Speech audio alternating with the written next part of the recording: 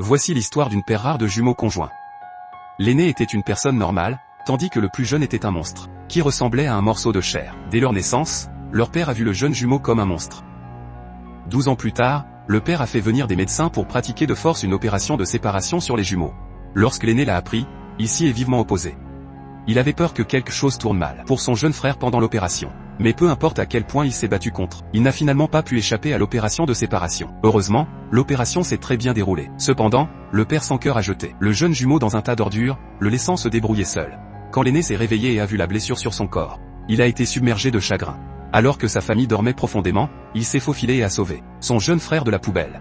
Ayant reçu une nouvelle chance dans la vie, les jeunes jumeaux ont lentement développé des pensées de vengeance. Ils voulaient se venger de ceux qui lui avaient fait du mal. La première personne sur qui il a cherché à se venger était son père, qui le voyait comme un monstre. Une nuit, il a fait du bruit pour réveiller son père, puis l'a attiré au sous-sol et l'a brutalement tué. Avec la mort soudaine de leur père et leur mère, étant décédés d'un accouchement difficile, les deux frères sont devenus orphelins, mais leur grand-mère les aimait tendrement.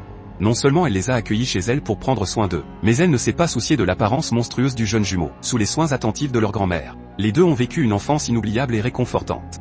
Cependant, ces bons moments n'ont pas duré longtemps. Leur grand-mère est décédée paisiblement lorsque les frères avaient 8 ans. Sa mort a réveillé le désir de vengeance du jeune jumeau. Mais comme il avait peur que son apparence n'effraie les gens, l'aîné ne pouvait que le placer dans un panier. Plus tard, l'aîné a rencontré une jeune et belle infirmière. Il est rapidement tombé amoureux d'elle et prenait souvent le temps d'aller à des rendez-vous, oubliant progressivement d'aider son jeune frère dans sa vengeance. Il a même menti à son jeune frère, disant qu'il avait des choses importantes à faire, et l'a laissé seul à l'hôtel, craignant qu'il n'effraie sa petite amie. Mais le jeune frère a rapidement senti les changements subtils dans le corps de son frère aîné et a appris qu'il avait une petite amie. À ce moment, le jeune jumeau était furieux. Il se détestait d'être un monstre.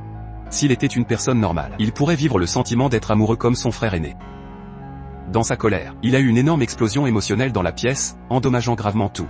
En entendant le chahut, le gérant a tout de suite sorti le double de la clé et a ouvert la pièce. À part le bazar partout, ils n'ont rien vu. Après le départ de tout le monde, un employé cupide est venu seul dans la pièce. Le panier bien en vue sur la table a attiré son attention, mais il allait bientôt payer un prix terrible pour sa cupidité. Au même moment, le frère aîné a senti que quelque chose n'allait pas. Il a quitté sa copine sur le champ et a couru avec tous ses potes à l'hôtel. À ce moment-là, une foule s'était déjà rassemblée à l'entrée. Le chef de la police a trouvé le frère aîné et a dit qu'avant que la victime ne soit assassinée, des bruits forts avaient été entendus venant de sa chambre. Pour éviter les soupçons, le frère aîné a vite dit qu'il avait un alibi, car il était à un rendez-vous avec sa copine au moment du crime. Après le départ du chef de la police, le frère aîné a finalement sorti son jeune frère effrayé des toilettes et l'a réconforté, en disant que c'était de sa faute. Le lendemain, le frère aîné a continué d'emmener son jeune frère pour se venger. Après s'être renseigné, ils ont finalement trouvé l'adresse du médecin qui avait pratiqué leur opération de séparation.